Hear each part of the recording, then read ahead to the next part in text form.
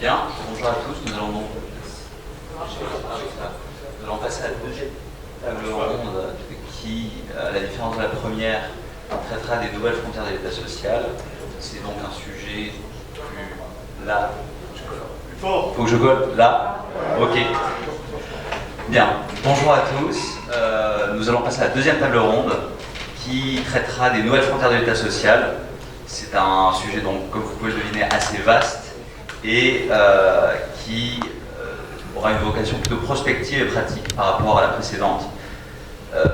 De prime abord, quand on parle de nouvelles frontières de l'État social, on a tendance à être un peu étonné par la diversité des champs que cela peut recouvrir, puisque nous parlerons à la fois de questions d'emploi, de chômage, d'environnement, de dépendance, de jeunesse et des questions de genre. Et tout cela, à la fois, ça ne va pas tout le temps ensemble, et même, quelquefois, on a tendance à penser que ça peut être contradictoire. On a souvent opposé la question environnementale à la question de l'emploi et de l'activité, par exemple. L'idée ici est d'essayer de les faire coexister et de voir qu'il y a plus de convergence que de divergence dans le traitement de ces questions. À partir du moment où on traite ces différences, on peut quand même observer un certain nombre de points communs. Les premiers, c'est que toutes ces questions,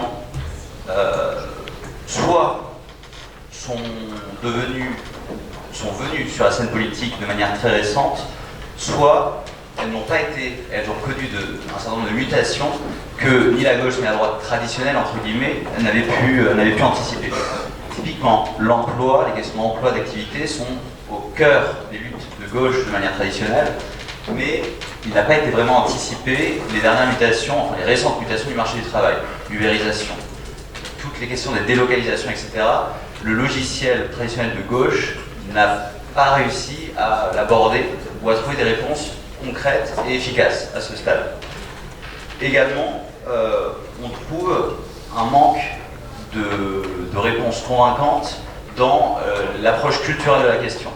En matière environnementale, par exemple, ces différents sujets ont toujours été traités comme secondaires, accessoires, réservés à une certaine élite. C'était parfois le privilège de certaines catégories sociales favorisées. Autre point commun, on observe, malgré l'aspect récent de ces questions, une sensibilisation accrue au cours des dernières années de la part de populations ou de franges sociales qui n'étaient traditionnellement pas politisées, ou dont les modes de mobilisation sont extrêmement récents, extrêmement nouveaux, issus du tissu associatif ou issus de collectifs assez éloignés des partis politiques. Face à cela, et ce contexte étant posé, il est maintenant important dans cette table ronde, premier point, d'essayer de poser un diagnostic sur ces différentes questions, sur ces différents phénomènes, essayer de les comprendre, de les analyser ou de les réanalyser à l'aune de ces nouveaux faits, à l'aune de ces nouveaux paramètres, de ces nouvelles questions, de voir quelle approche la gauche peut développer pour faire coexister ces thématiques, trouver des points de convergence, essayer de voir quelles sont les réponses les plus à même de coller avec nos préférences collectives, et ensuite de voir quelles sont les solutions qui peuvent exister pour notre famille politique pour mieux se saisir de ces problèmes et les résoudre. Certains proposent le marché, et nous sommes ici à peu près convaincus qu'il y en a d'autres, les solidarités et le service public.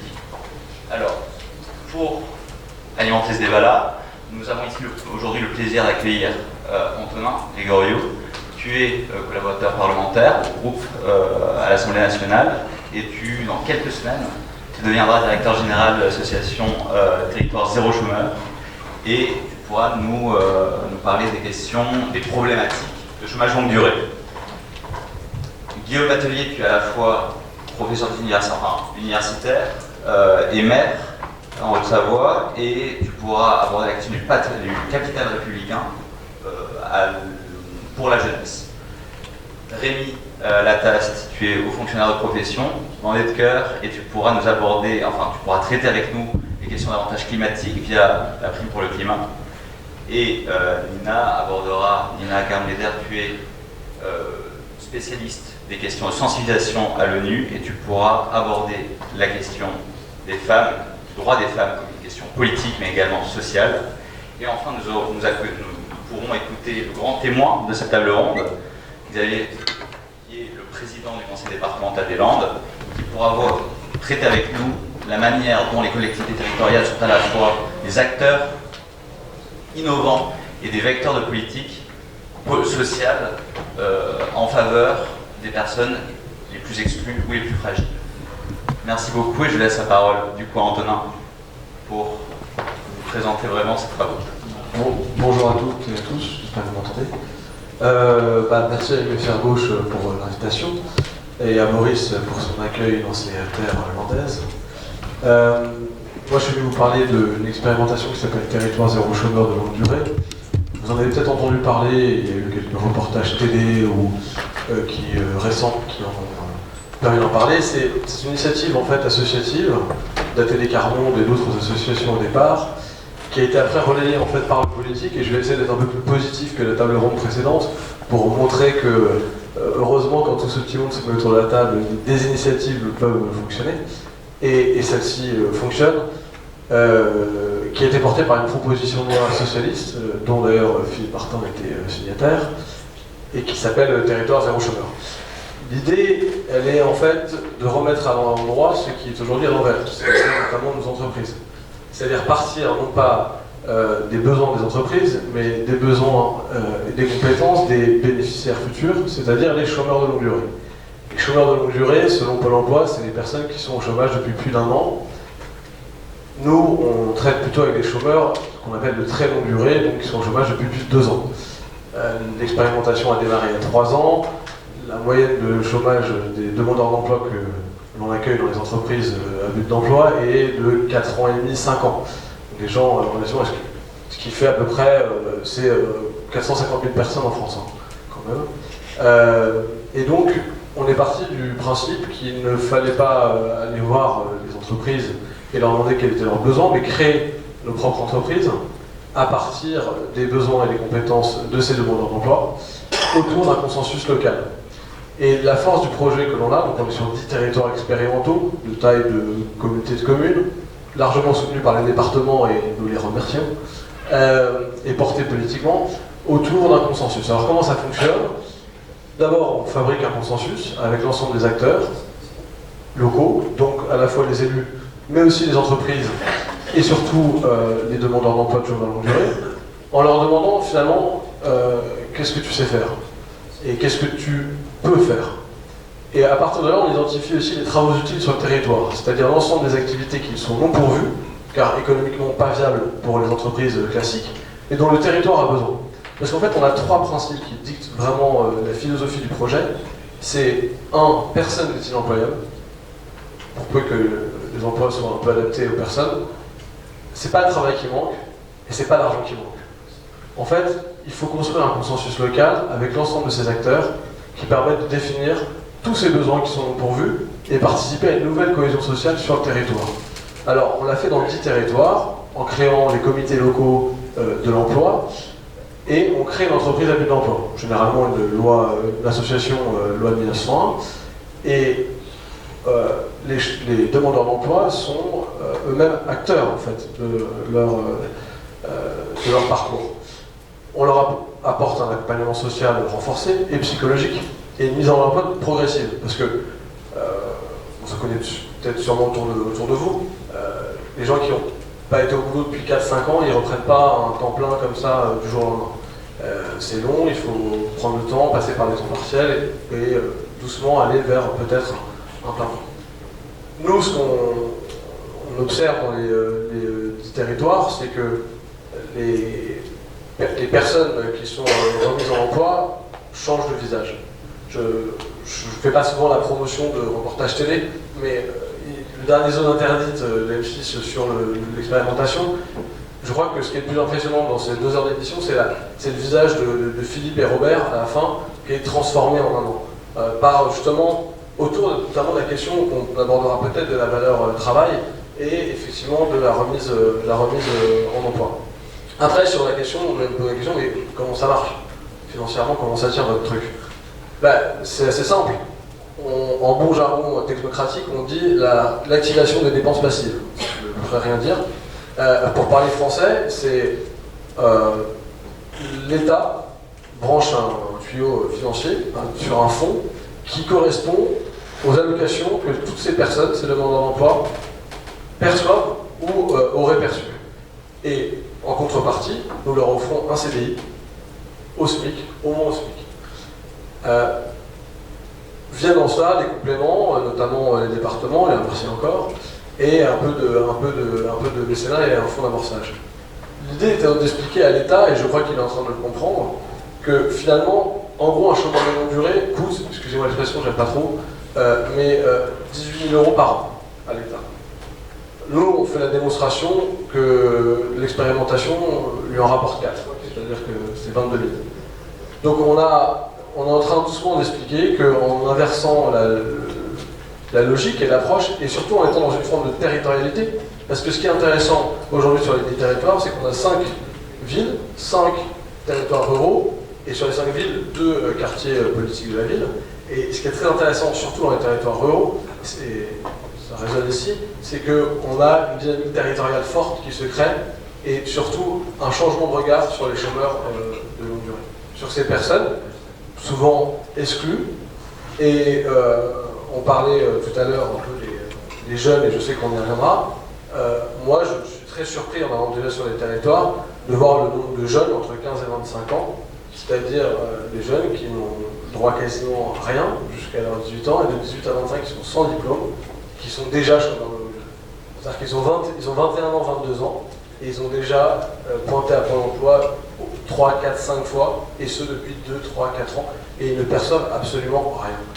Et ces gens, ils sont totalement radins. Et récemment, je parlais avec un maire qui a instauré l'expérimentation et qui me dit c'est très bien, c'est pour les volontaires, et vous, votre objectif, c'est l'exhaustivité. Parce que oui, je ne vous l'ai pas dit au début, mais nous, on milite pour la suppression de la privation d'emploi, le droit à l'emploi pour tous. Et on pense qu'on y arrivera. Et d'ailleurs, on nous a traité d'utopique, mais c'est finalement une utopie réaliste, parce qu'il y a un territoire en France, Mauléon dans les Deux-Sèvres, où nous l'avons fait.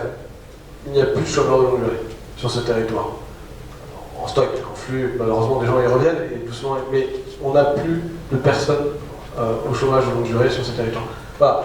Donc on a là un dispositif territorial très intéressant, si intéressant qu'il nous faut une deuxième loi expérimentale pour refaire pendant 5 ans sur plus que 10 territoires. On a 200 projets émergents actuellement en France. Donc on est en pleine négociation avec l'État et les services de l'État pour élargir très prochainement, j'espère, cette expérimentation. Et je ne peux que vous inviter à aller voir notre site qui a un acronyme absolument imbitable, TZCLD, si vous arrivez à le reprononcer de très fort, les territoires zéro chômeur de longue durée, et adhérer à l'association. Je suis sûr que les Landes sauront être moteurs dans la prochaine étape. Merci.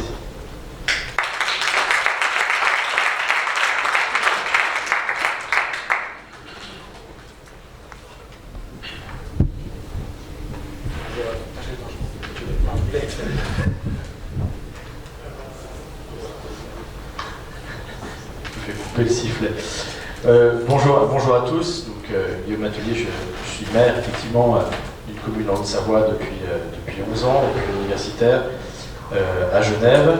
Et je remercie Boris aussi de nos échanges. On a parlé depuis déjà un moment, cette histoire de capital que moi j'appelle capital d'émancipation, capital républicain. Après on pourra en tout cas parler des dotations initiales et en tout cas du travail qui doit se faire autour des dotations initiales. Peut-être un point de situation tout d'abord. On s'intègre aujourd'hui dans une situation un peu particulière où un certain nombre de débats qui n'existaient pas il y a quelques années se retrouvent sur le devant de la scène. On a pu le voir notamment sur le revenu d'existence, on le voit sur l'expérimentation qui a lieu aussi dans les départements, dont celui-là. On peut le voir aussi sur la revue de la littérature qui a très largement augmenté. Quand j'ai commencé ma thèse de doctorat en 2005, on en parlait peu, il y avait des grands très connus, Philippe Parais ou d'autres, mais depuis ce moment-là, en tout cas depuis que je l'ai posé en 2011, parce que j'ai dû la remettre à jour il n'y a pas très longtemps, la bibliographie a très largement augmenté, ce qui veut bien dire aussi qu'il y a des réflexions sur la question sociale et sur la justice sociale qui sont totalement différentes depuis quelques années. Je pense, personnellement, pour avoir aussi été premier fédéral dans mon département, que ce genre de débat, on est globalement passé à côté et qu'on s'est retrouvé à un moment avec une élection présidentielle avec ces débats, on les maîtrise un peu, en se posant la question de savoir si c'était véritablement compatible avec l'histoire de notre socialisme, est-ce que c'était véritablement cela qu'on voulait en matière d'égalité. On se trouve aussi dans une situation un peu particulière où l'inégalité, et ça c'est notamment le travail de Piketty, mais pas que lui bien évidemment, mais où les inégalités entre le patrimoine, notamment le capital et le travail sont de plus en plus importantes, et où nous sommes obligés de nous réinventer, puisque nous ne pouvons pas uniquement agir sur la question du travail, sur la revalorisation des salaires, mais notamment sur des questions qui parfois sont un peu délicates en France, malgré tout, notamment sur la transmission de patrimoine, sur l'héritage, et je crois qu'il faut poser notre regard de façon très attentive sur cette question. Enfin, pour terminer ce point de situation, quand on se pose une question de capital d'émancipation ou d'une nouvelle politique redistributive, il faut qu'on se pose aussi la question du mérite. Alors, je n'entrerai pas trop en matière aujourd'hui là-dessus, parce qu'on pourrait être très très long, beaucoup de choses qui s'écrivent sur le mérite, mais en tout cas, ce qui est sûr, c'est que cette question du mérite va poser la question, et je le dirai dans la deuxième partie de mon propos, poser la question corollaire de comment on finance tout cela, comment on pense notre imposition, et souvent ce que l'on peut retrouver chez nos concitoyens, c'est ici en Haute-Savoie, moi je le sais, je pense que c'est exactement la même chose, oui mais cet argent on l'a mérité, on est trop taxé, on devrait faire ci, on devrait faire ça, mais par contre il ne faut pas prélever l'impôt, globalement c'est cela. Et j'étais la semaine dernière à Québec pour un colloque de philosophie avec Patrick Turmel, peut-être certains ont lu un de ses ouvrages qui s'appelle La Juste Part ou La Fabrication des grille-pains, qui essaye de porter en tout cas un regard sur la juste part dans l'imposition et sur le fait que de toute façon il n'y a pas de mérite individuel à avoir ce que l'on a, il y a au minimum un mérite collectif dans lequel peut se retrouver une part de notre mérite individuel. Et que rien que pour cela, l'imposition est importante pour permettre de mettre en place des mécanismes de transfert, de savoir, de savoir-faire, de patrimoine. On est peut-être tous aujourd'hui épatés quand on voit, ou pas, devant le patron de Tesla et sa grande réussite dans l'espace et la voiture elle-même, mais si personne n'avait inventé l'électricité, il n'en serait pas là, s'il n'y avait pas eu des gens avant lui, il n'en serait pas là, etc., etc. Et sa grande réussite est en fait la réussite de toute une société qui, à un moment, a aussi mis de l'argent pour des bonnes universités, pour un transfert de savoir, etc., etc. Alors, sur ma proposition de capital d'émancipation, je le dis dès le départ, mais je n'entrerai pas forcément en matière sur la première partie du dispositif, puisque l'ensemble de l'édifice de mon travail de recherche, c'est l'égalité des dotations initiales, et il y a plusieurs parties. La première partie étant le revenu d'existence. Je n'entrerai pas forcément en matière sur ce point-là, mais de dire que le capital d'émancipation, pour moi, est quelque chose qui est totalement lié au revenu d'existence. On est une part sur une justification morale de départ. Cette justification morale de départ, c'est le fait de dire que personne, à moins que quelqu'un me dise le contraire dans cette salle, personne n'a mérité de naître et personne n'a choisi sa naissance. Si quelqu'un me dit qu'il a choisi sa naissance, qu'il a envie de naître ici à Pontonx, ou chez moi en Haute-Savoie, ou de naître dans de bonnes conditions, ou simplement de naître, il faut qu'il me le dise, parce que ça changerait en tout cas une grande partie de la forme de mon argumentation. En tout cas, ce qui est sûr, c'est que nous nous retrouvons bien devant un non-choix. En philosophie, classiquement, on essaie de dire, quand il y a une forme de responsabilité, elle est liée au choix.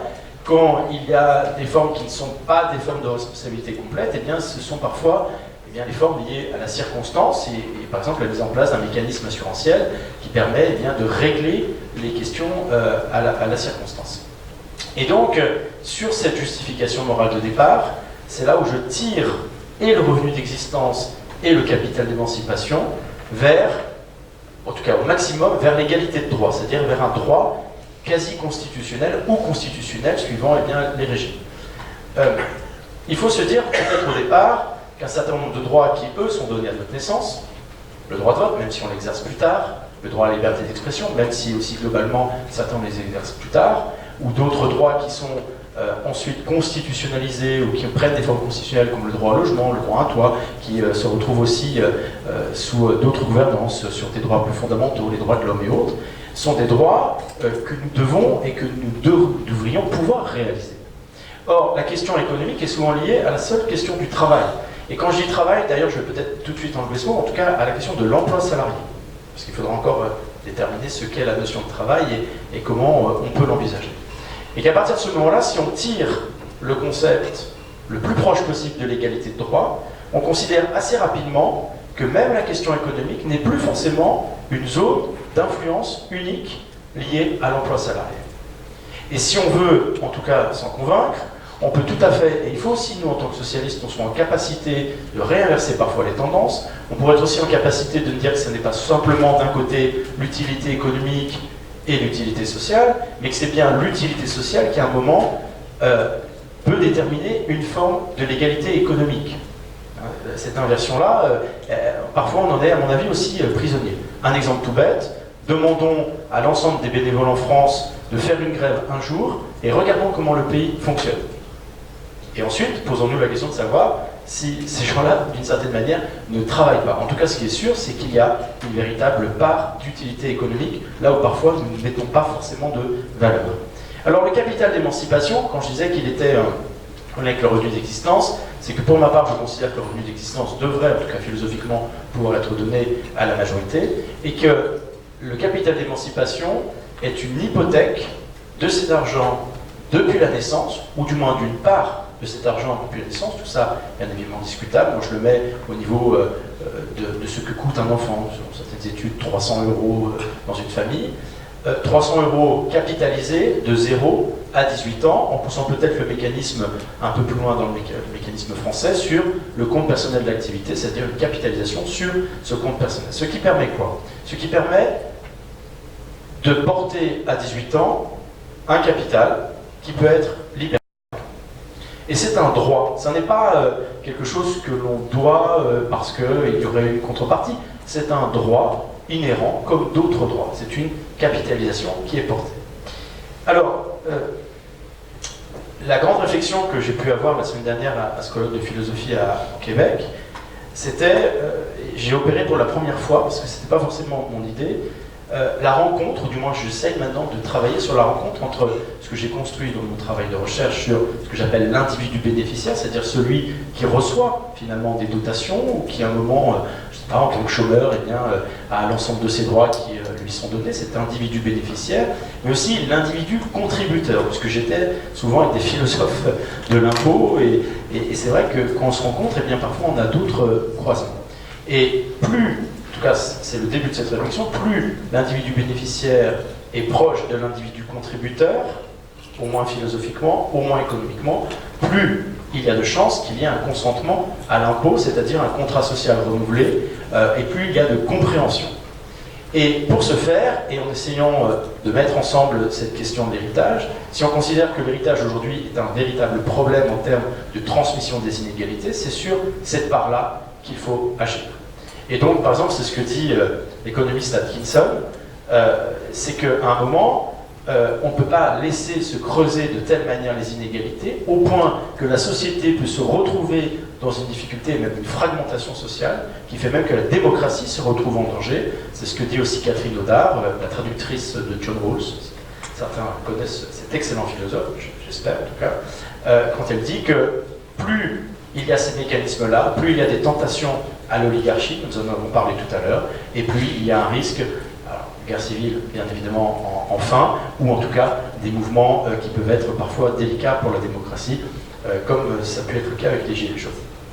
Donc, ce capital d'émancipation, je le vois comme un point qui donne cette force de frappe nécessaire, au-delà du système économique, un jeune à partir de 18 ans. Pourquoi 18 ans? Parce que c'est la majorité, tout cela est bien évidemment discutable, mais pour lui donner cette force de frappe, pour un certain nombre de points dans sa vie, pour lui permettre de ce que j'appelle en tout cas de mener une existence bien vécue.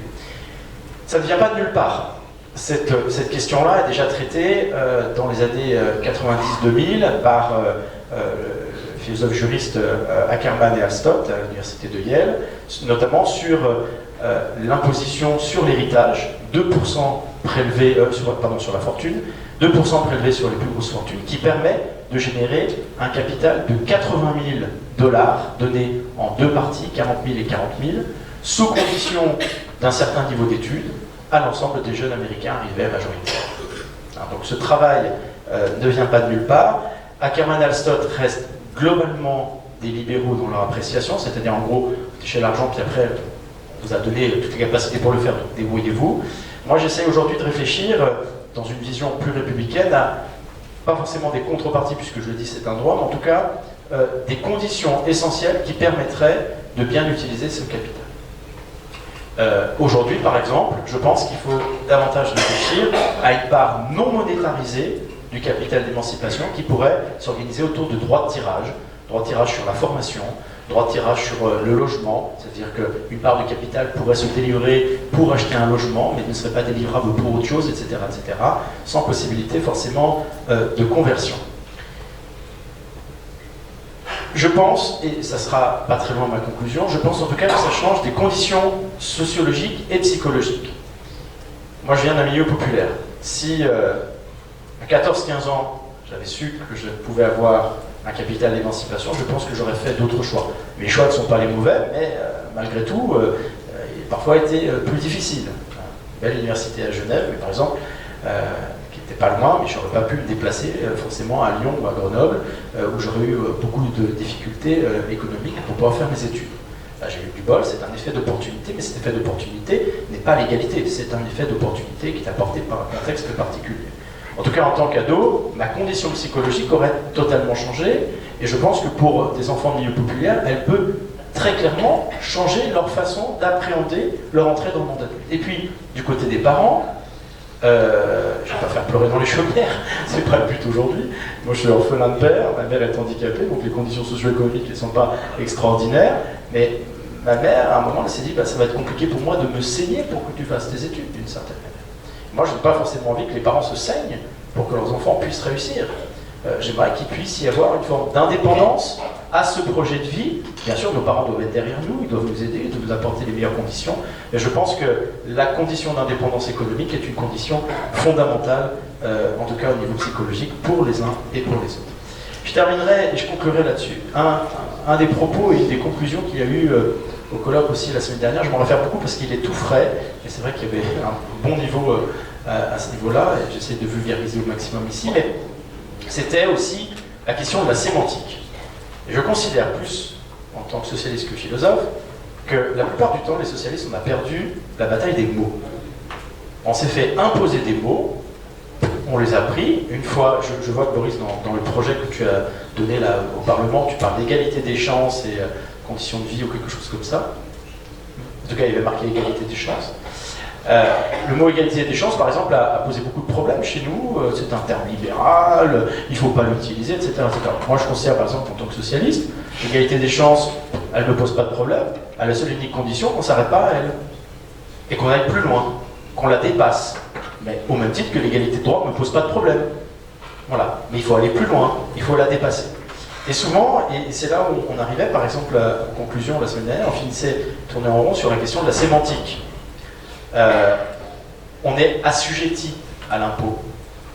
Richelieu parlait de la suggestion des citoyens, qui n'en étaient pas à l'époque, en tout cas des habitants, à l'impôt. Par exemple, Turmel et Robichaud, donc les deux auteurs de la juste part, essayent de dire qu'il faut aussi changer les mots là-dessus, la contribution fiscale. En France, et même moi en tant que maire, des fois, certains disent oui, mais on paye trop de charges sociales. Non, il ne faut pas qu'on lâche là-dessus, ce sont des cotisations sociales, etc., etc. Et ça me fait venir à cette question, et ça sera le dernier point, sur, finalement, il faut qu'on ait, à mon sens, une critique assez radicale dans le sens plutôt de la racine, hein, de l'État-providence. J'ai essayé quand même de me refaire et tout à l'heure, je n'étais pas trop bête à parler d'État social. Donc déjà, c'est bien, on ne parle plus forcément uniquement d'État-providence, même entre nous. Hein, la providence, c'est quand même l'action par laquelle Dieu conduit les événements et les créatures vers la fin qu'il leur a assignée. En anglais, on ne parle pas forcément d'état-providence, on parle de welfare state, on parle d'état du bien-être, ce qui est aussi largement critiquable parce qu'on maximise l'utilité, puis finalement s'il y en a qui ne réussissent pas, tant pis, en tout cas la majorité aura largement réussi et ça sera bien assez. Je crois que même sur des mots comme ça, il faut qu'on réarticule nos pensées et qu'en tant que socialiste, il faut qu'on pense une autre théorie de l'État, en tout cas s'il fallait qu'on s'invite collectivement à une réflexion, mais il faudrait le faire. Le capital émancipation, par exemple, serait une théorie de l'État bienveillante, puisqu'elle reconnaît la naissance de ses enfants et elle leur donne les moyens et les conditions pour pouvoir s'exécuter de la meilleure des manières possibles à partir de 18 ans. Et puis un État anticipateur, parce que pour mettre en place un capital d'émancipation, eh bien, il faut au moins prévoir des cohortes, par exemple, pendant 18 ans. C'est-à-dire qu'un État devrait dire, je mets sur la table tant, et je pense que, en tout cas, pendant ce temps-là, qui dépasse le mandat politique, eh bien, tout cela aura un impact positif sur la jeunesse. Il faut savoir, à mon avis, aller plus loin aussi dans le temps. Merci bien de votre écoute.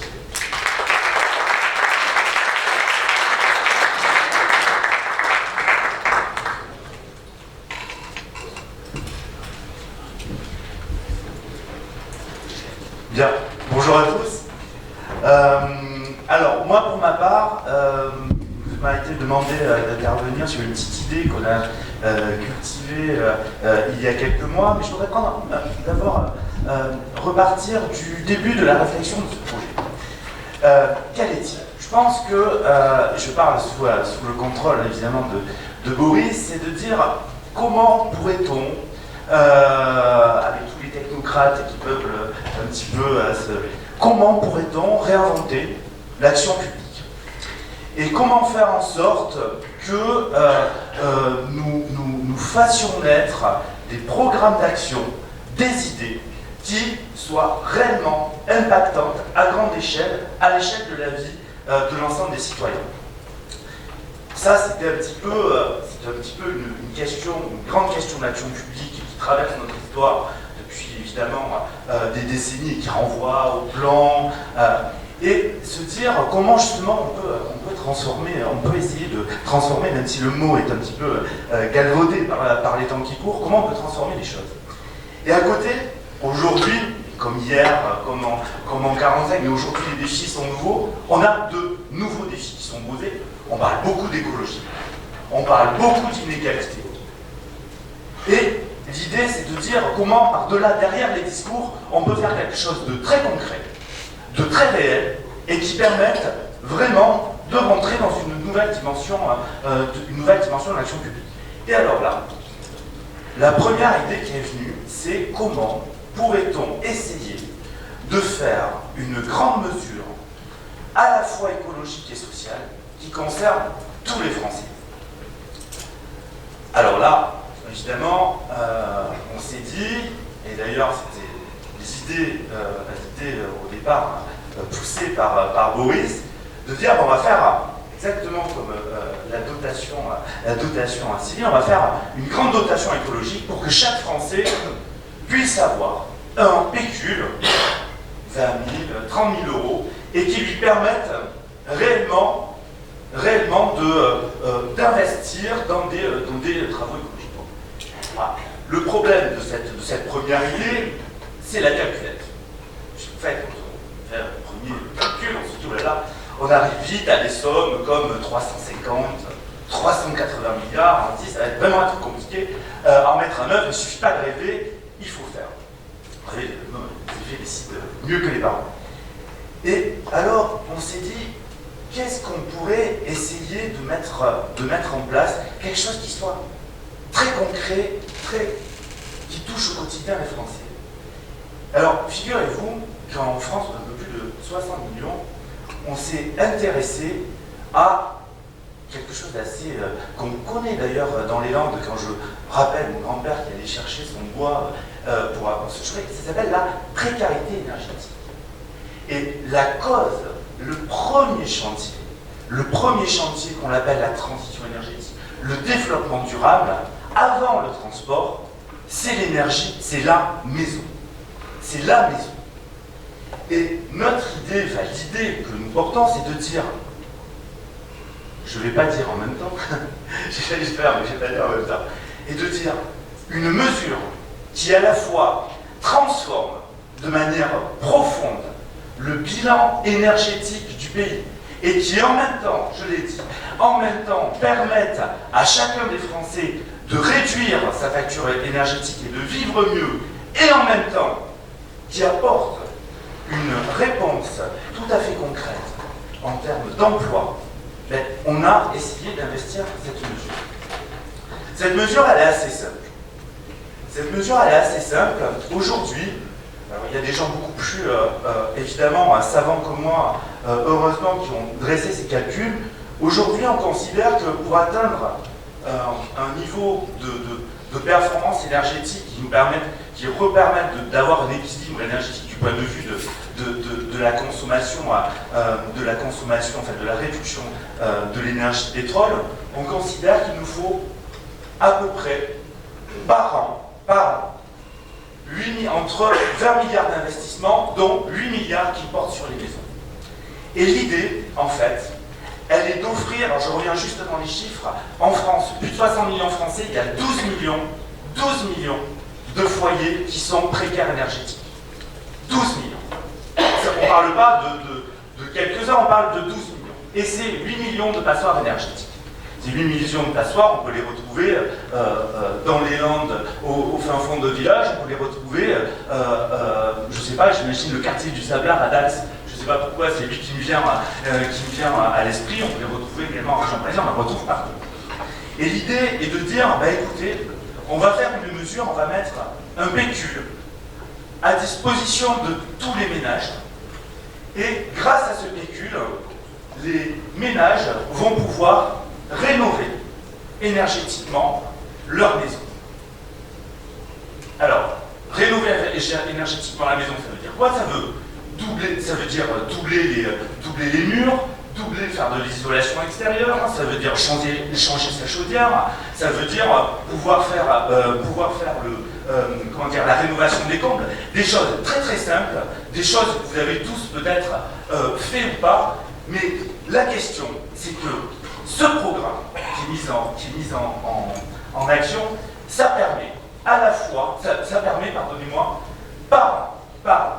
permet de générer 250 000 emplois. 250 000 emplois qui ne sont pas des emplois délocalisables, ça c'est le premier point, et surtout qui permettent une augmentation de la valeur ajoutée qui est très importante. Derrière ce mot barbare, on avait trouvé cette idée, c'est faire des maçons d'aujourd'hui les énergéticiens de demain. Et cette mesure, elle nous semble assez importante parce que par-delà, elle constitue un laboratoire pour voir comment on peut faire de l'action publique autrement. Je vois qu'il y a quelques élus locaux, je vois derrière Laurent Sirel qui est là.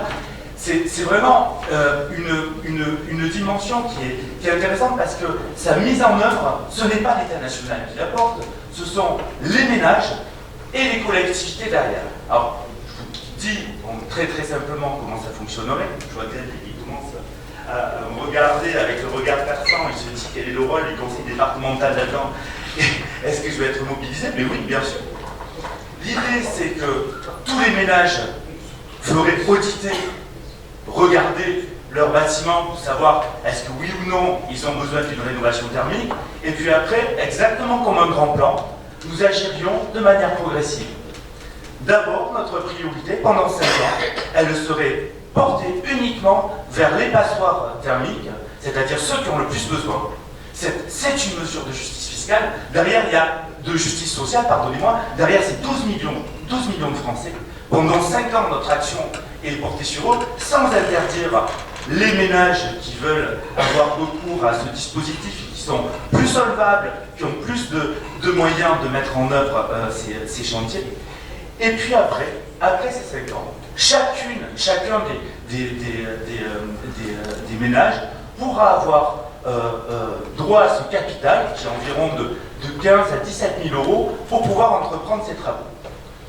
Et derrière, en fait, on a un lien qui s'établit, parce que ces travaux, ils ne vont pas se faire d'une manière autospontanée. Vous imaginez bien aujourd'hui la capacité de la filière du bâtiment à pouvoir accompagner cette action, elle n'existe pas. Ce qu'il faut, derrière, c'est créer un service public local de l'énergie. Et on en revient à un propos qui était de mettre de la coopération énergétique au niveau de la proximité. L'idée, c'est bien que derrière, l'organisation, la coordination des travaux, elle sera portée par les communautés communes, par les communautés locales, et également dans les départements ruraux. Évidemment, c'est une fonction départementale évidente. Je sais qu'on est en avance, on a été en avance sur pas mal de choses au niveau départemental, mais je crois que cette relocalisation de la politique énergétique, il faut s'en emparer. Il faut s'en emparer et c'est une mesure tout à fait concrète pour le faire.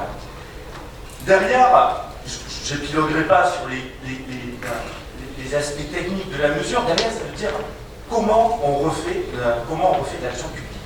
Mais je crois que vraiment il faut beaucoup plus qu'on a pu le faire d'ailleurs ces dernières années, et en cela 2012 est d'un échec patent. Il faut pouvoir à la fois être surdéterminé et offensif, vraiment en termes de mesures, de moyens pommés et d'impact, et à côté remettre la proximité en première ligne d'action. Alors, je ne durerai pas trop longtemps. J'ai retrouvé un petit mot qui avait pu être envoyé d'un illustre Hollandais que certains connaissent, et c'est à peu près cette même idée qui doit nous guider dans l'examen des mesures.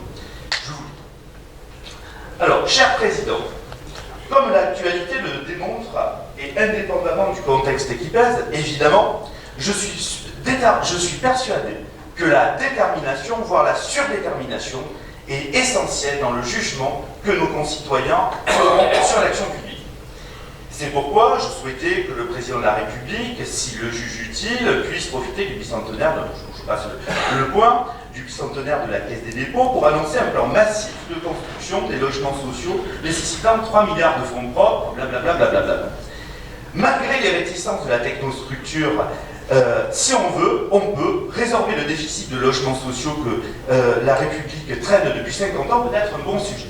Vous connaissez le propos, c'était le propos d'Henri Emmanuel. Je pense qu'on est exactement aujourd'hui dans la même logique d'action. Est-ce qu'on peut, oui ou non, trouver 6 milliards par an pour financer ce programme? La raison est simple, elle est oui. La réponse est simple, elle est oui, cet argent on l'a trouvé. Maintenant, il faut pouvoir fonder le programme, le financer et le mettre en œuvre. Et pour le mettre en œuvre, eh bien, je pense qu'il y a les élus locaux, une expérimentation à lancer, et pourquoi pas celle du département des Landes. Voilà.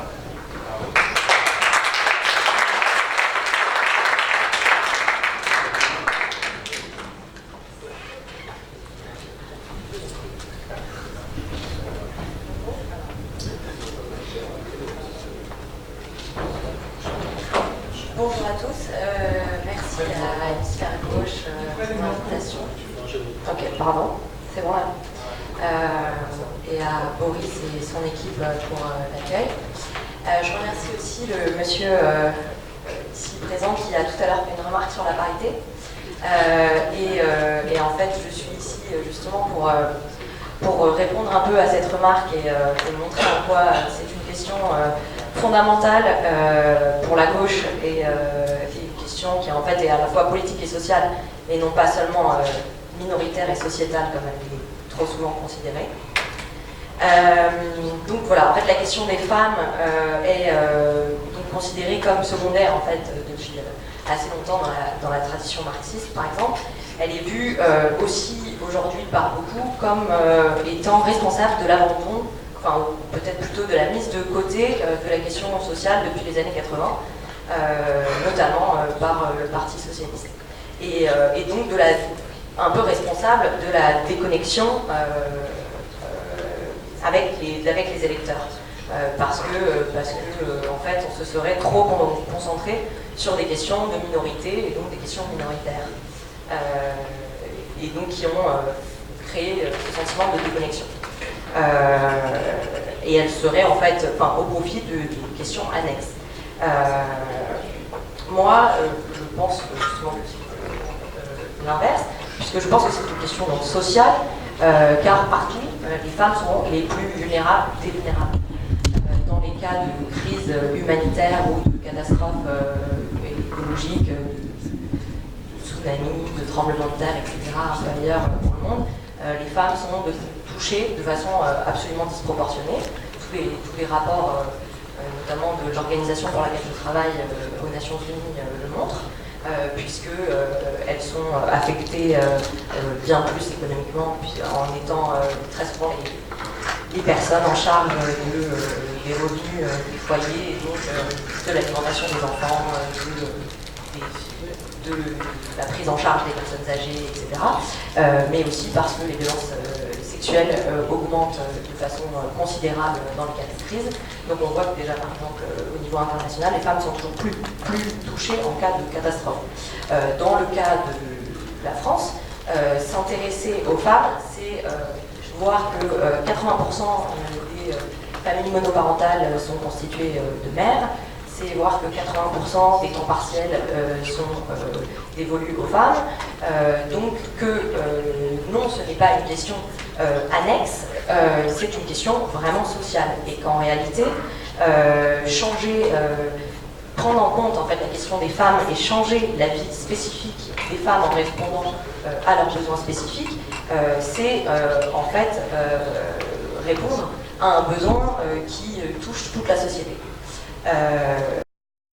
Par exemple, et en fait ça peut se faire, et c'est là où je rejoins un peu le débat plus général sur l'État social, ça se fait à travers plus de services publics, parce qu'en réalité, la question des temps partiels peut aussi être réglée en ayant le congé parental. Je sais que Boris s'est largement engagé sur cette question. L'aide à la personne, enfin, augmenter tous les services d'aide à la personne, c'est en fait changer la vie des femmes, et c'est aussi toucher en fait l'intégralité de la société. Je pense aussi qu'il est important de montrer que que la question des femmes n'est pas une question de minorité. Premièrement pour des questions statistiques, puisque les femmes ne sont pas une minorité en France, d'ailleurs nulle part ailleurs, et donc c'est un peu problématique de considérer toujours cette question comme étant minoritaire quand elle touche en fait plus de 50% de la population. Ensuite, parce que je reviens sur cette idée donc, de changer la vie de tous quand on change la vie des femmes, parce que ça, c'est les rapports de mise en monde, et c'est un peu dommage, mais c'est le cas aussi en France. Quand on investit dans les femmes, en fait, on touche beaucoup plus de monde que quand on investit dans les hommes. Donc ça, c'est terrible, mais c'est comme ça. C'est pour ça que les programmes de microcrédit, par exemple, sont souvent alloués aux femmes, parce qu'on sait très bien que les bénéfices vont aller bien au-delà que l'individu, en réalité, et que ça va toucher la collectivité dans son ensemble. Donc ça, je pense que c'est des réflexions qui sont à prendre en compte pour voir comment allouer, par exemple, pour traiter la question des budgets sensibles au genre, qui peuvent être une initiative intéressante et qui permettrait de traiter les questions de femmes, non pas comme une question annexe, mais sinon comme des questions transversales qui doivent irriguer absolument chacune des réflexions politiques qu'on se pose tous. Et en fait, chacun des sujets qui ont été traités aujourd'hui peuvent avoir une dimension genre à prendre en compte qui permettrait en plus de ne pas isoler cette question, mais de l'intégrer dans chacune de nos réflexions et permettrait de traiter cette question politiquement de façon beaucoup plus pertinente à mes yeux. Ensuite, l'autre critique qui est très souvent faite, en tout cas à gauche, sur la question des femmes, consiste à dire que en fait, il n'y a plus grand-chose, l'égalité formelle étant déjà acquise juridiquement, on n'a pas de droits différents entre hommes et femmes, et donc c'est presque achevé, et donc c'est une question qui est valable en gros ailleurs, ce dont nous traitons aux Nations Unies, mais pas trop chez nous, puisque c'est pas pertinent, on est trop avancé. En réalité, je pense que les enjeux aujourd'hui, que réfléchir comme ça, c'est ne voir qu'une partie du problème, puisque les enjeux aujourd'hui sont ceux, premièrement, de l'effectivité de ces droits, parce qu'on voit bien qu'il n'a pas suffi, il ne suffit pas d'une loi sur l'égalité salariale pour qu'elle soit effective dans la réalité. Et aussi, comme le dit Geneviève Fraisse, la philosophe, que le combat maintenant n'est plus celui de l'égalité de la liberté seule, mais celui de la lutte contre la domination. Et en réalité, je pense que c'est cette question de la domination qui explique aussi pourquoi est-ce que Aliénor et moi sommes les seules représentantes féminines de cette journée. C'est que c'est en fait je vais avoir un discours un peu militant là, mais moi je sens qu'il y a quelques réticences, mais en fait le combat contre en fait, le patriarcat, qui est un système de domination, et qui en fait très pragmatiquement accroît la précarité, donc, puisque généralement c'est dans des systèmes de domination que les violences augmentent, que ça augmente la précarité des familles, ça augmente, enfin, même les violences physiques en réalité sont augmentées dans ces contextes-là, et donc ça devient un problème pour la société entière, c'est une question éminemment sociale, et donc à traiter à gauche, mais aussi car, comme l'a montré Simone de Beauvoir, l'universel est masculin, et en fait ça crée des biais très tôt, et qui a des conséquences en termes d'autocensure, en termes de biais de genre, en termes de socialisation primaire. Et moi j'avais été très marquée par une statistique que j'ai vu passer dans un rapport, comme quoi dès l'âge de 6 ans, les filles considèrent déjà, en fait avant 6 ans c'est pas le cas, mais à partir de 6 ans, les filles considèrent les garçons comme étant plus susceptibles d'être brillants et d'avoir des activités intelligentes que leur propre genre. Et en fait, on se dit que là, il y a un problème qui est à traiter, pas seulement culturellement, comme j'ai pu en parler, même si c'est vrai, mais aussi politiquement et socialement dans les politiques éducatives, avec plein de pistes qui sont déjà mises en place sur les cours de récré expérimentales, non genrés, etc., qui en fait permettent d'éviter ce genre de biais qui se poursuivent tout au long de la vie et qui font que politiquement les femmes sont quand même moins engagées. J'ai appris ce week-end que plus de 70% des adhérents au Parti Socialiste sont des adhérents, c'est... Oui, c'est un autre problème, mais que... alors c'est mieux apparemment qu'il y a quelques années, mais c'est pas parfait. Et donc je pense que c'est aussi en traitant ces questions-là de façon politique à gauche qu'on arrivera à avoir une meilleure, à éviter ces biais de genre qui en fait ont des conséquences de très long terme. Donc voilà, il faut les traiter absolument de façon transversale et non pas à part. Enfin, je pense que l'autre, une des bonnes raisons pour la gauche en fait, de la peur de la gauche de vraiment s'emparer de ces sujets, à mon avis, de façon plus sérieuse, parce qu'évidemment, il y a plein de personnes qui font un très bon travail sur ces sujets au niveau local, qui réfléchissent, etc. Mais dans le débat, il y a quand même de grosses réticences. Et c'est un sujet dont j'ai pu débattre avec plusieurs personnes dans cette salle.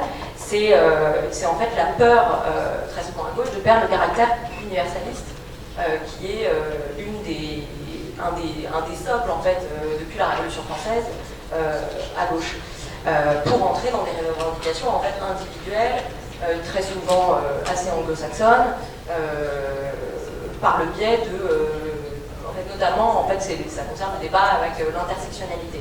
Ce qu'on appelle l'intersectionnalité, c'est un concept forgé par Kimberly Crenshaw, une universitaire américaine, dans un article en 1989, où elle établissait, en fait,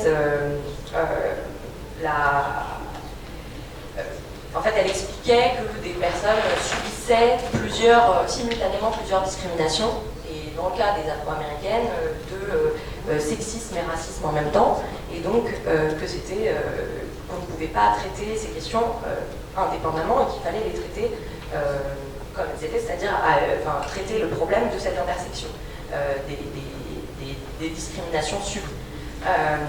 Et donc, en fait, une partie de la gauche en France s'est emparée complètement dans le débat de cette vision très anglo-saxonne, et ce qui a complètement effrayé une autre partie qui, tenant de l'universalisme, continue de dire oui, mais en fait, vous faites des revendications individuelles, alors qu'on a un but, nous, d'émancipation collective. En tout cas, c'était le projet depuis 1789. Moi, je pense qu'en réalité, c'est un faux débat, c'est une fausse opposition, que le but doit rester évidemment le collectif et l'universel, mais que c'est très bien de critiquer, comme dirait Thomas Manteau, l'universel au nom de l'universel et l'universalisme au nom de l'universalisme, et donc d'utiliser l'intersectionnalité comme un outil de sciences sociales qui permettrait d'atteindre de façon plus juste le but universel et d'émancipation de tous, de justice et d'égalité. En fait, d'utiliser cet outil de science, que les sciences sociales nous offrent comme un moyen d'être plus juste, et non pas de l'utiliser individuellement comme ils le font bien trop souvent d'ailleurs dans les pays anglo-saxons, mais au profit d'une vision universelle et émancipatrice du monde. Voilà pourquoi je pense que c'est une question sociale, politique et importante à traiter à gauche.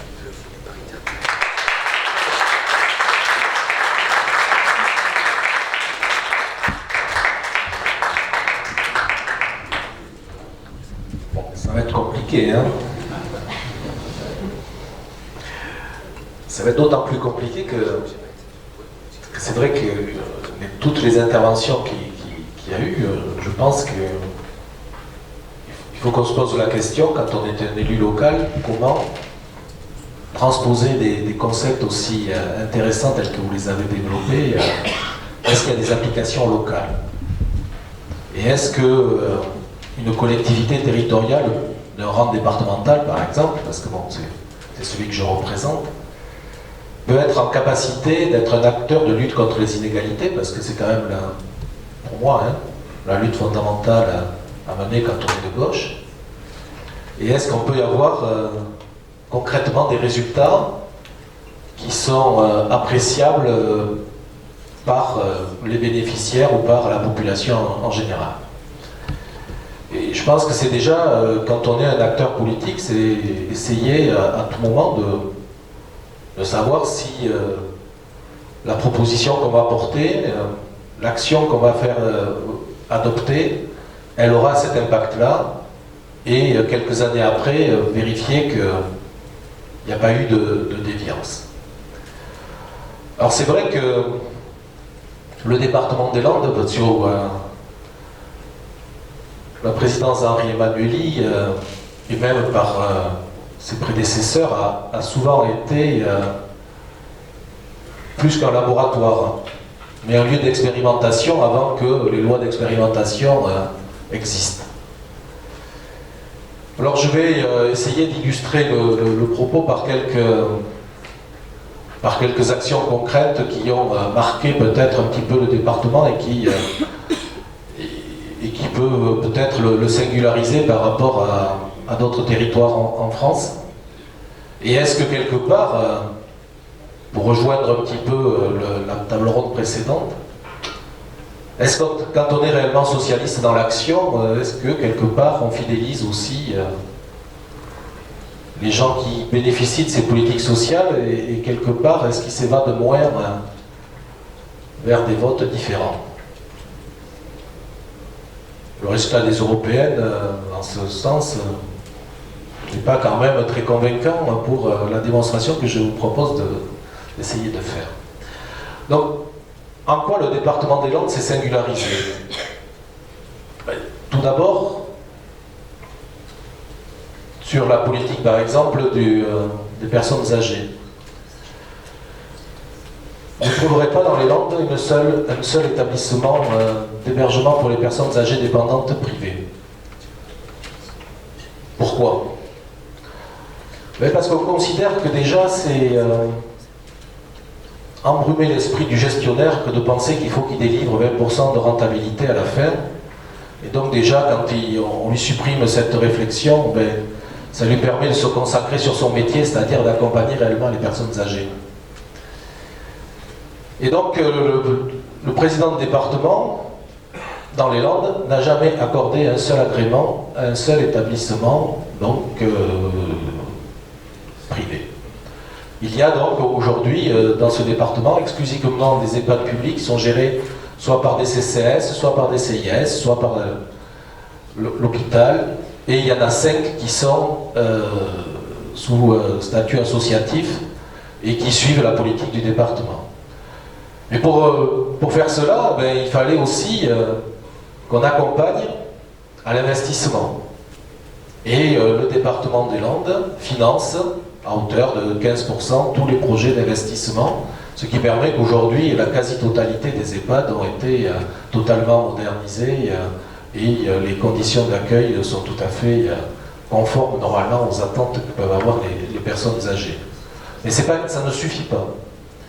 Parce que, quelque part, quand on dit qu'ils sont publics, oui, mais ça veut dire que 100% des places sont agréées à être sociales. Ça veut dire que toute personne, quel que soit son revenu, quelle que soit sa retraite, et on sait qu'aujourd'hui quand même les niveaux sont quand même très faibles, mais quelle que soit sa retraite, aujourd'hui, il peut être hébergé et dans toutes les places donc, des EHPAD. Donc quelque part, ça a permis que le département des Landes, aujourd'hui, est un des départements où le prix d'hébergement dans un EHPAD est le plus faible de France. On est autour, en moyenne, de 60 €. Alors on peut se dire, est-ce qu'on a sacrifié le service rendu? Quand on croise ça avec le taux d'encadrement, c'est-à-dire le nombre de personnels qui sont mis à disposition auprès des personnes âgées, on a un taux d'encadrement aujourd'hui dans les Landes qui sont proches de 0,7, c'est-à-dire 0,7 équivalent temps plein pour une personne hébergée, alors qu'au niveau national, on est plutôt autour de 0,5, 0,55. Et malgré tout, la volonté que l'on a exprimée cette année, c'est d'augmenter encore ce taux d'encadrement, parce que nous jugeons aujourd'hui que si le personnel n'a pas de bonnes conditions de travail, c'est quelque part de la maltraitance pour les personnes qui sont hébergées et qui sont accueillies dans les établissements. Et il faudrait que notre niveau d'encadrement suive l'évolution de ce qu'on appelle un terme barbare qui sont le GMP, c'est-à-dire le niveau de dépendance des personnes qui sont accueillies. Et comme les personnes âgées rentrent de plus en plus tard dans nos établissements, ça nécessite une attention encore beaucoup plus forte, et donc on leur doit à tout moment monter le niveau des services qui sont rendus, et donc aller améliorer le taux d'encadrement. Donc c'est un travail que l'on va mener encore dans les mois à venir. Mais l'objectif, c'est, et ça tous les gouvernements qui se sont succédés le disent, c'est le maintien à domicile des personnes âgées, c'est ça l'objectif, et ce que l'on peut partager comme objectif. Mais pour cela, c'est la même chose, c'est-à-dire que les personnes âgées, même si leur espérance de vie en bonne santé s'améliore tous les ans, malgré tout, il y a des personnes âgées à domicile qui, pour être maintenues, il faut en permanence avoir l'idée de renforcer leur autonomie pour retarder tous les jours un peu plus le niveau de dépendance. Et c'est pour cela que, toujours dans la tête de l'Assemblée départementale, ça a été d'innover dans l'accompagnement au quotidien de ces personnes âgées. Alors comment on innove? Bien, dans les années 80, on a mis en place ce qu'on appelait la téléalarme. Donc c'est vrai que cette année, j'écoutais un reportage télévisuel sur le journal de 13h et ils avaient découvert quelque chose de formidable. En 2019, c'était la téléalarme. Ça existe dans les Landes depuis 1986. Et ça bénéficie à 9000 personnes aujourd'hui qui en sont équipées. Et ce système qui fonctionne très bien, avec un relais permanent avec les pompiers, c'est-à-dire que dès que la personne chute ou elle a un bip, elle appelle, et c'est les pompiers qui arrivent immédiatement, donc dans les 10 minutes qui viennent, du moins. C'est quelque chose qui fonctionne très bien, mais on considère aujourd'hui qu'il faut faire évoluer ces dispositifs. Et c'est pour ça qu'on vient de créer, et c'est en cours alors, je vais essayer de faire attention dans les mots que j'emploie, parce que ça pourrait peut-être avoir une connotation très libérale, mais c'est aujourd'hui, on est en train de faire le tour des Landes pour essayer de présenter le projet à l'ensemble des Landaises et Landais qui peuvent en bénéficier. Ça s'appelle XL Autonomie, C'est une société d'économie qui a été créée avec la Poste, donc 50% chacun, pour apporter à la fois des nouvelles technologies, de l'accompagnement humain au domicile des personnes âgées, et pour que, quelque part, à travers des prestations particulières, on puisse leur apporter un service bien amélioré par rapport au service de téléalarme. Donc c'est une seconde génération. Ça, c'était une illustration que je souhaitais faire sur la politique en direction des personnes âgées. J'aurais pu évoquer éventuellement le premier numéro vert qui a existé en France sur l'enfance maltraitée. Ça a été créé aussi dans les Landes, parce que ça a été généralisé depuis. On pourrait parler, et là je reviendrai sur le développement de Rémi, sur la précarité énergétique. J'ai aussi la responsabilité d'un bailleur social qui gère 12 000 logements dans ce département. Et on s'est fixé comme objectif qu'aucun des logements sociaux dans les 5 ans qui viennent aurait une étiquette énergétique supérieure à C. Et donc, cet objectif qu'on s'est assigné, ça nécessite des investissements qui sont colossaux, mais qui s'adressent directement aux personnes qui en ont le plus besoin, parce qu'on parle toujours du loyer, mais la facture énergétique est souvent, pour des logements qui ont été construits dans les années 60 et 70, aussi élevée que le loyer. Et donc, on a mené un certain nombre d'actions. Aujourd'hui, il y a eu des maisons qui ont été construites dans l'Haute-Lande dans les années 80, des maisons en bois. On a lancé un plan de rénovation des quasi 200 maisons en bois, donc sur les 3 ans qui viennent, avec des programmes d'isolation. C'est entre 35 et 40 000 euros par logement qui sont investis, qui permettent donc d'améliorer de façon très très importante les consommations énergétiques pour les faire passer, donc pour beaucoup qui étaient en G, qui vont passer en C, vous voyez donc le saut énergétique. Donc c'est vrai qu'on a la capacité localement de se saisir d'un certain nombre de ces outils pour mettre en œuvre des politiques qui vont directement en faveur des personnes les plus vulnérables.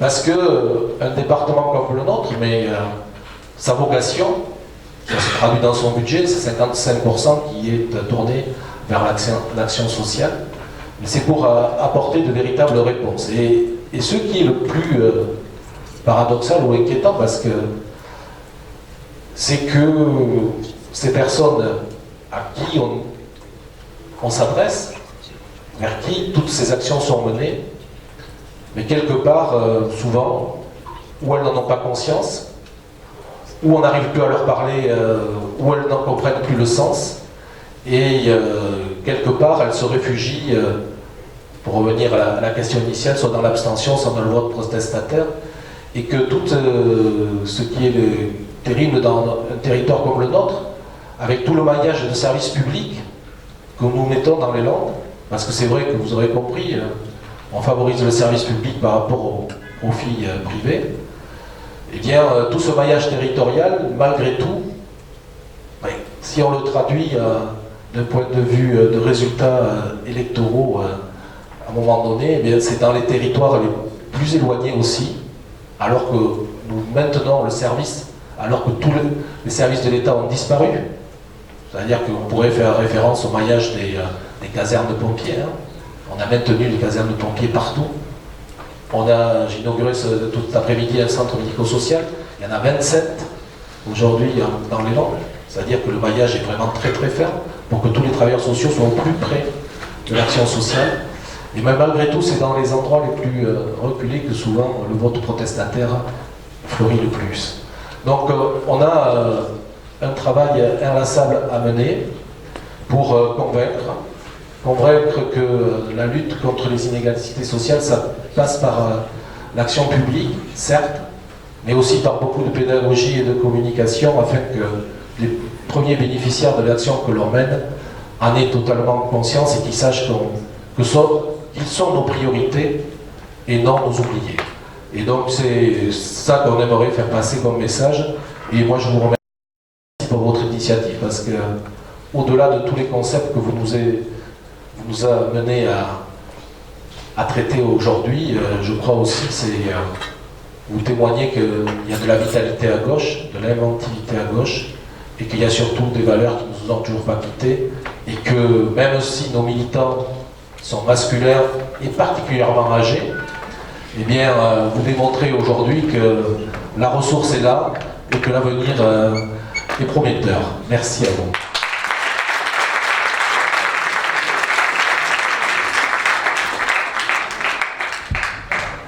Merci beaucoup à tous pour vos interventions. On va prendre quelques questions à la salle ou des commentaires, remarques.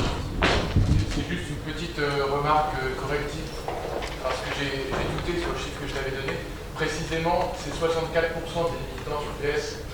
64% des militants qui sont des militants et non des militants d'eux. Et dans les Landes, on est à 65%.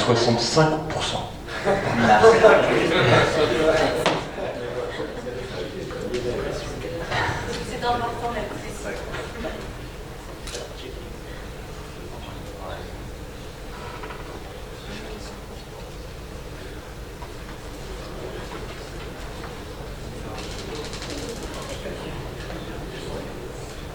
S'il n'y a pas de questions particulières, on va remercier à nos...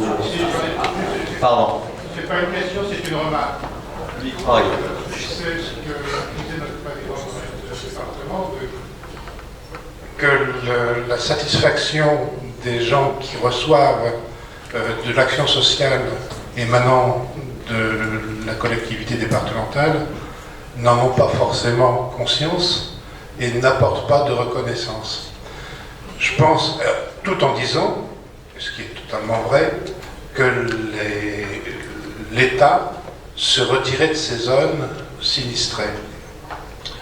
Je pense que à partir du moment où il n'y a plus de porteurs de parole, qu'étaient les assistantes sociales, notamment, ces assistantes sociales qui ont pour vocation de porter, d'expliquer. Et si les aides deviennent systématiques, il n'y a plus ce travail de demande qui est bien naturellement qui doit être satisfait, mais ce travail de demande parce qu'il y a une façon systématique d'être aidé. Et je pense que le travail est à mon avis, l'une des... il ne faut pas que je sois très attentif par rapport à ça, par rapport à l'action sociale, mais je pense qu'il ne faudrait pas que ce soit systématique. C'est un petit peu... Il faut faire attention à l'égalité, etc. C'est des notions à prendre avec des pincettes. Mais je pense qu'il y a quelque chose comme ça. Et qu'on a, par rapport à ce qui a été évoqué également sur la notion de capital au moment de la majorité, je suis sur la même analyse. C'est-à-dire qu'à partir du moment où on est sur des aides à caractère systématique, il y a quelque chose qui, à mon avis, ferait que ce ne serait pas forcément reconnu comme étant un progrès social. Je vais le dire comme ça. Et puis je terminerai sur un dernier point. Je suis actuellement en train de faire une rénovation thermique de mes chaudières et je me suis aperçu avec horreur que le brave plombier patenté qui fait ça, il a intégré dans son devis l'augmentation qui était accordée normalement à l'usager que j'étais. Bon, ça me fait marrer doucement, mais je pense que là, on est sur exactement les mêmes relations ponctuelles entre professionnels et clients, comme on peut avoir entre professionnels de santé et patients. C'est-à-dire qu'on est sur la même chose, et que là, il y a une notion de systématique qui qui fait que ça perd de sa valeur.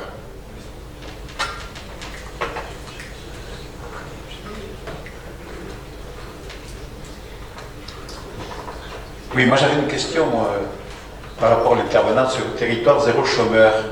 Je voulais savoir si l'État a ouvert un petit peu plus l'éventail pour prendre en compte des projets. On a parlé de Moléon dans les Deux-Sèvres. À un moment donné, j'ai porté très fortement au plus haut niveau le projet, je fais plaisir à Joël Goyenès, pour la Soule, pour Léon et la Soule, et Tarbes et la Soule, dans le département 64. Le problème, c'est qu'on était relégués au 42e rang, dans les listes d'attente de l'État, etc., etc. Et donc, on avait tout un dossier prêt, justement sur ces territoires très éloignés, pour la Soule dans le 64. Et je voulais savoir si le dispositif a évolué, si l'État a ouvert un petit peu plus, disons, la NAS pour qu'on puisse mettre en œuvre les projets sur lesquels nous avons travaillé avec la validation des élus, etc. etc. Je ne vais pas y revenir. Voilà. Il y a quand même une certaine déception qui s'empare des territoires quand les territoires de cette nature-là ne peuvent pas, disons, émarger à territoire zéro chômeur.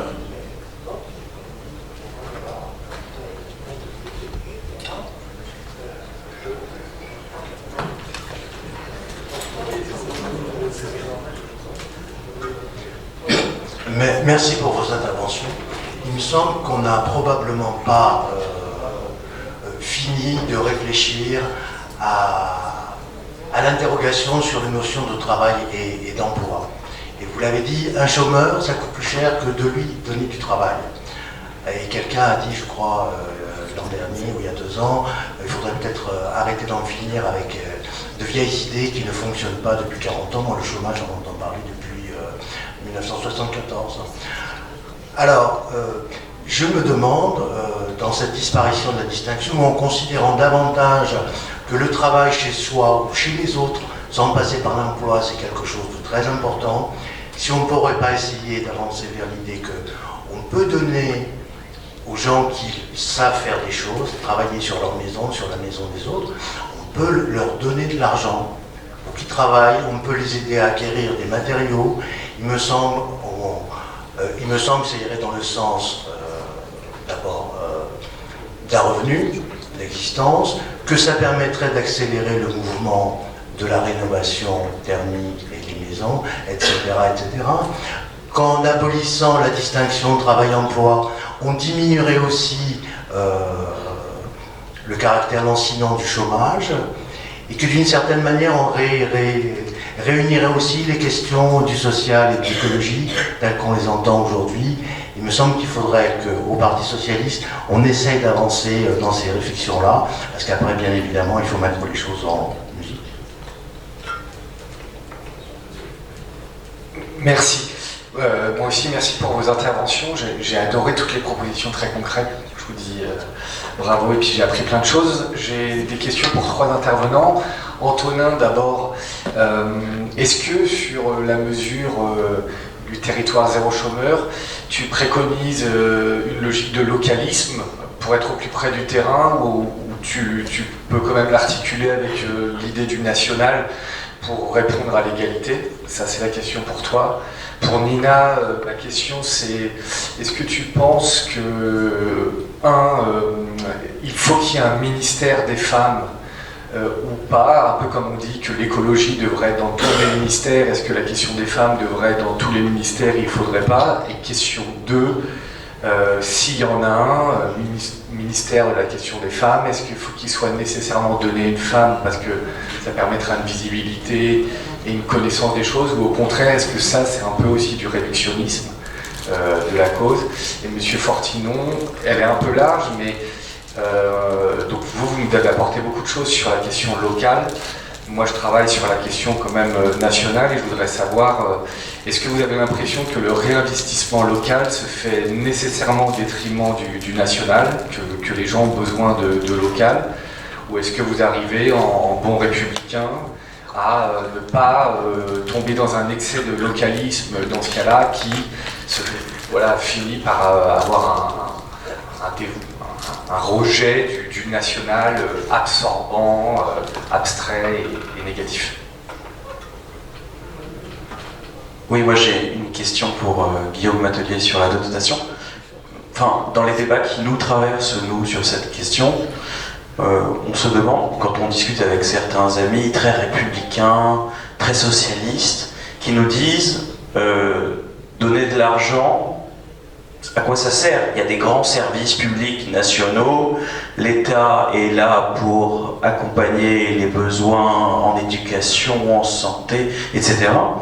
Et moi, la réponse que je leur fais, c'est de dire l'État ne pourra jamais être...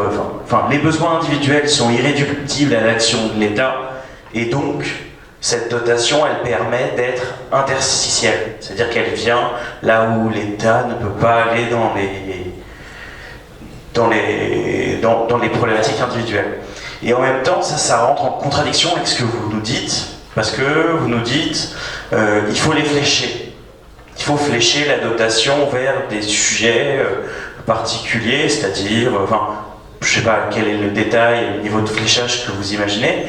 Et du coup, en effet, quand on flèche vers la formation, etc., on va peut-être à un moment rentrer en contradiction avec certains services publics nationaux ou locaux qui sont mis en place par les collectivités. Donc ça, c'est la question. Et puis, après, c'est une question plus politique et philosophique. Je trouve que le fléchage est un acte de défiance envers la jeunesse, en fait. C'est-à-dire que on pense qu'ils vont prendre leurs 5000 € et aller jouer le noir au casino, quoi. Et je pense que c'est le fait de flécher la dotation. Alors, si on la flèche pas, les arguments, c'est la droite va nous dire regardez, ils font n'importe quoi. Mais si on la flèche, ils vont nous dire regardez, ils fraudent, parce que forcément, il y aura des cas où il y aura des gars qui auront fait une formation, mais qui se seront arrangés avec le type pour récupérer en argent une partie de la dotation. Donc, à quel point on endogénise la critique de la droite. Et puis, il y a le deuxième volet, c'est la complexité administrative que ça génère. Vous avez des droits de tirage, vous aurez une jurisprudence de toutes les juridictions administratives sur qu'est-ce qu'une formation finançable, etc., etc. Donc moi, mon avis personnel, c'est que je suis plutôt pour un acte fort de générosité pure, avec en effet, peut-être que certains s'achèteront un écran plasma, mais ils auront raté leur chance quelque part. Et la critique, voilà, je voulais savoir comment vous vous positionnez par rapport à tout ça. Parce que quand on réfléchit à la mise en œuvre, on voit que le diable est dans les détails sur cette belle idée. Peut-être qu'on répond... moi je vais répondre aux deux interpellations. La première sur M. Dufond qui a lancé une initiative il y a quelques temps pour la première vague et qui n'avait pas été retenue. Deux éléments de réponse. Première, l'État devrait initier une deuxième loi expérimentale pour 5 ans et on pourrait élargir à plus de territoires. Donc peut-être, et je vous l'espère aussi, le vôtre. Mais ça, on fait une campagne de lobbying assez intense auprès du gouvernement pour qu'il le fasse bien. En tout cas, ce qui est sûr, c'est que s'il ne se passe rien fin 2021, l'expérimentation s'arrête, point. Mais c'est pas le chemin que ça prend, mais il faut continuer. Et d'autre part, pour savoir comment, je sais pas, on peut en discuter après, où vous en êtes à l'heure actuelle, mais ce qui est sûr, c'est que nous, on a développé un organisme de formation qu'on appelle le CRD, le Centre Ressources Développement, où on dispense des formations à terme dans des grappes régionales, notamment Nouvelle-Aquitaine, pour, en gros, reprendre avec vous le flambeau et savoir où vous en êtes pour nourrir le projet. Donc ça, on peut en rediscuter, et puis avec les équipes nationales. Voilà. Après, sur la question localisme-nationalisme, non, je crois que la vraie force de ce projet, c'est qu'il est local. Moi, je ne sais pas du tout quel est le travail utile de ce coin. Je ne suis jamais venu ici. Voilà. Et en fait, on est un peu dans une logique à rebours de ce que propose Pôle emploi ou ce genre de choses. Il faut un consensus local avec des gens d'ici qui décident de ce dont ils ont besoin.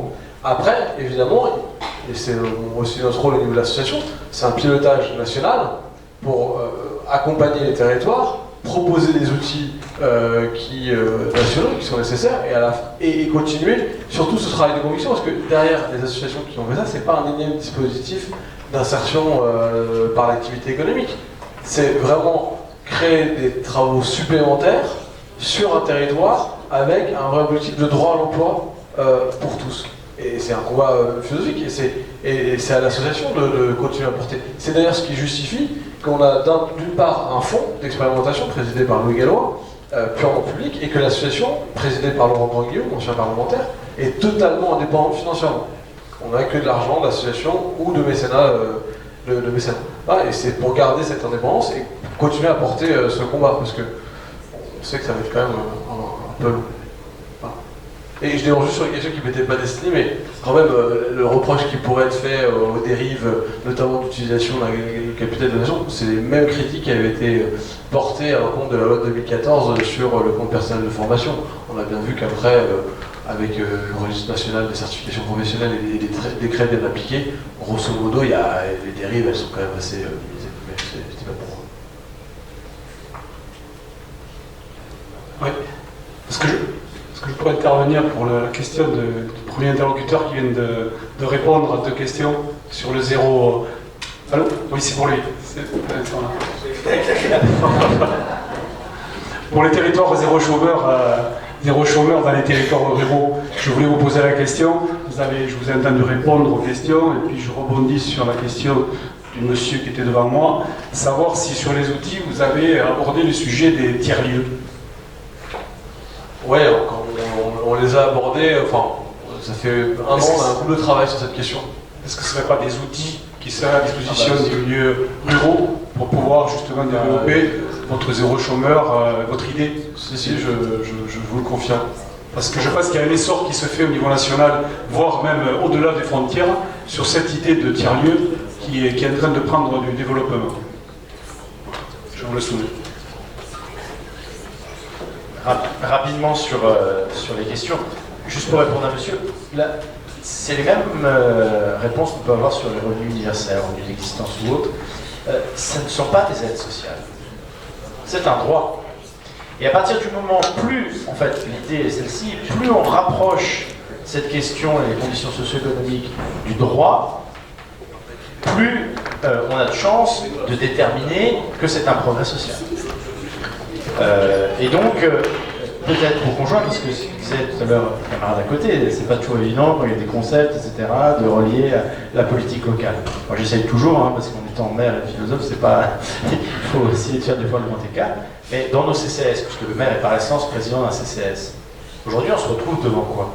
Et encore plus dans des départements comme le mien, où quand vous êtes précaire, vous l'êtes beaucoup plus qu'ailleurs, parce que vous avez l'inégalité économique, mais l'inégalité symbolique. Ceux qui travaillent à Genève, ceux qui ont leur sésame, etc. Et donc, c'est très très dur. Ils sont balargués d'un endroit à l'autre. Ils vont à Pôle emploi, à la mission locale pour les plus jeunes, on leur donne un discours, un autre, etc., etc. Et à la fin, ils viennent dans ce que j'appelle de façon très savoyarde le dernier refuge de la République. C'est le refuge, c'est en haute montagne, là où il fait encore un peu bon, où on trouve encore un peu de réconfort, pour demander au maire, qu'est-ce que vous pouvez faire pour moi? Et parfois, on se retrouve démunis. Mais la plupart du temps, c'est une addition d'inégalités qui vient se poser, et surtout, parfois, des affrontements symboliques. Et ce que je remarque, c'est que nos assistants ou nos assistantes sociales se retrouvent à devoir remplir un certain nombre de documents, de façon parfois peu qualitative quand ça revient dans le CCAS, et ne font globalement peu leur travail, en tout cas avec ce que nous avons, peu leur travail d'aide sociale comme elles devraient le faire. Et qu'à partir du moment où certaines aides deviendraient plus des aides, c'est-à-dire en fait qu'il y a un caractère systématique, on pourrait davantage, par exemple, parler du budget, de la famille, de ce qui est, à mon avis, le cœur du travail des assistants sociaux. Pour répondre sur le capital d'émancipation à Alexandre, oui, c'est une vraie réflexion sur les droits de tirage. Pour moi, aujourd'hui, elle n'est pas figée. C'est pas quelque chose que j'ai écrit, par exemple. Ce sont des choses qui sont arrivées dans des assemblées comme celle-ci, oui, mais si jamais, etc., les grands placements. Bon. Moi, je pense déjà qu'il faut faire un peu confiance aux gens. Il faut faire aussi confiance à notre système éducatif et à sa capacité de se renouveler pour apprendre aussi à bien utiliser sa dotation. Donc, il faut aussi qu'il y ait un mécanisme à côté qui nous permette, par exemple, d'élaborer son budget, de comprendre tout cela. Il ne faut surtout pas que ces nouveaux dispositifs soient opposés au service public. Bien au contraire, mon travail aussi, c'est de dire dans une autre partie que le service public, j'aime bien entendre ce qui est dit ici, et le service public, l'éducation notamment, l'accès à la santé, sont des parts non monétarisées du revenu d'existence, accès égalitaire pour tous, sans aucune contrepartie, sans aucune condition. C'est la définition du revenu d'existence, sauf que c'est une part non monétarisée. Donc il faut continuer à agir pour le service public. On peut rater sa chance, donc il faut trouver des mécanismes. Mais le but déjà peut-être peut de ne pas être de délivrer tout d'un coup, il faut aussi regarder 5 000, 20 000, 30 000, 50 000 euros, ça dépend des propositions. En tout cas, je pense qu'il faut qu'il y ait de la force de frappe pour que les uns et les autres puissent le faire. Et puis, dernier argument, il me semble que c'est un argument, en tant que socialiste, qui est assez entendable, que j'essaie de développer, sur une concurrence au capitalisme. Quand vous devez un peu entrer en matière pour créer une entreprise, pour acheter un premier appartement, vous devez vous tourner vers le secteur bancaire. Si on peut le contourner un peu, c'est en tout cas une dépendance moindre que l'on a par rapport aux financements qui sont les premiers financements dans une vie. Et je pense qu'en tant que socialiste, on doit peut-être se poser la question de ces alternatives. Tout à l'heure, on parlait « there's no alternative ». C'est toute la réflexion qu'on doit avoir sur les alternatives au système bancaire, au système capitaliste, etc. Moi, je trouve que c'est pas un gros mot de dire que... Je l'ai dit dans la presse, moi je me suis fait taper dessus, enfin, par ceux qui avaient envie, j'ai dit que j'étais anticapitaliste. Alors pour un socialiste, on dit « Oh là là, qu'est-ce qu'il fait, il est rouge ?» Non, par essence, le capitalisme n'est pas mon mode de société, ça n'est pas le mien. Donc par essence, si je ne suis pas capitaliste, je suis anticapitaliste. Après, il y avait un clin d'œil, c'était un 1er mai, donc il fallait bien le faire comme ça, puis en Haute-Savoie, c'est un peu moins rouge qu'ici quand même. Hein. Et pas très rose non plus. Alors, deux petites choses. Premièrement, vous avez dit, Monsieur Fortino, que vous ne saviez pas comment appliquer ça au niveau local. En réalité, les questions de budgétisation sensibles aux gens sont très intéressantes et à développer très localement. Ensuite, concernant la question du ministère des droits des femmes, en fait, c'est exactement comme la question du ministère de l'écologie. On aimerait bien que ça n'existe pas. En fait, c'est un impératif absolu en l'état actuel des choses. Donc, en fait, on ne peut pas faire sans, et tant que... Évidemment, c'est un objectif à atteindre. Je pense que le double objectif, c'est de ne plus avoir ni de ministère de l'écologie, ni de ministère des droits des femmes. Enfin, déjà, si c'était un ministère, ce serait bien actuellement. Ça ne l'est pas. Donc, bon, déjà, passons du grade de secrétariat d'État à celui de ministère, et après, envisageons sa possible fin. Et pour ce qui est de femmes ou hommes, bien sûr, pareil, objectif à atteindre. En attendant, pour l'instant, ces questions ne sont pas suffisamment portées, en fait, par des hommes de façon forte. Après, bien évidemment, pour tout, on n'est pas obligé d'avoir une représentation du roi à laquelle je ne crois pas dans un idéal républicain. Et donc, bien sûr, oui, dans le cadre de l'idéal républicain, ça peut être un âme. En attendant, voilà. Sinon, on peut avoir une femme présidente de la République. Ouais, aussi, ce serait une assez bonne... Mais bon, enfin oui, tout dépend laquelle, quoi. Pour l'instant, on n'est pas... pour l'instant, on n'est pas encore... Ouais, bon, là, dans ces cas-là, on va faire une exception. Oui, très rapidement par rapport à la question qui a été posée sur est-ce que le socialisme doit être du localisme? Surtout pas, hein. Voilà, non, enfin, il n'en est pas question. Enfin, ceux qui connaissaient ici, quand même, sont très nombreux. Henri Emmanuelli, c'est pas le plus grand décentralisateur que la Terre ait porté. Hein. Et si je vous... et moi, ce que j'en pense personnellement, je suis à peu près sur la même ligne de conduite que lui. Hein. Moi, je crois réellement à la République. Et ce qui me désole, c'est que ce que nous, on est en capacité de faire dans le département des Landes, c'est que d'autres socialistes ne le fassent pas partout, d'une part. J'aurais pu parler de l'eau, parce que là aussi, ça a été un qu'on a mené. Mais tout ce que l'on a fait, donc tout ce qui a été fait dans ce département, ça a été fait dans l'application des lois de la République. Après, on a mis en place des modèles qui devraient être dupliqués, du moins je le pense, qui ne le sont peut-être pas, mais qui sont tout à fait dans le respect de la loi de la République. Donc il n'est pas question de faire un socialisme landais, hein. Il est question de mettre en œuvre des idées socialistes au plus près des territoires. Deuxième, par rapport à l'intervention de tout à l'heure de monsieur sur le fait qu'une aide, quand elle devient systématique, elle perd un petit peu de sa valeur, quelque part, et qu'on n'est pas réellement après, qu'on n'en ait plus conscience et qu'elle perde son sens politique et de son efficacité, certainement. je partage assez l'idée, sauf que qu'est-ce que je constate dans la réalité aujourd'hui? C'est qu'il y a 30% des ayants droit au revenu solidarité active qui ne font pas appel au RSA. Oui, voilà, non mais... Donc, pourtant c'est un système de guichet, hein, c'est-à-dire vous remplissez les conditions, vous pouvez en bénéficier. Alors après, il faut se poser la question de savoir si on remplit toutes les conditions, possible, mais il y a des travailleurs sociaux qui sont là.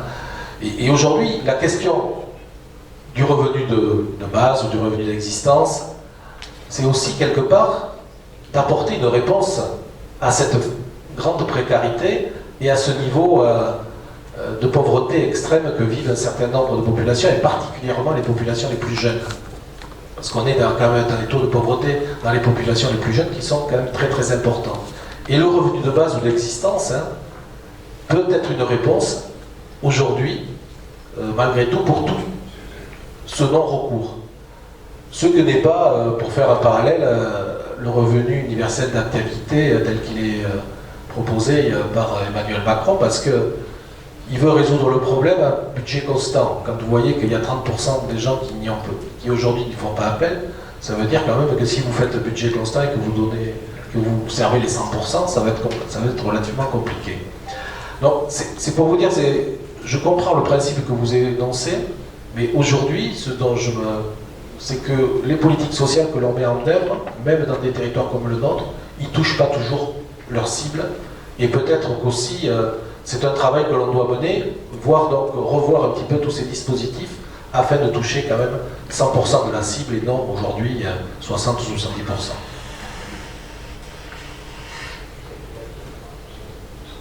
Bien, merci pour tout. Merci encore pour vos interventions et ces débats et ces questions.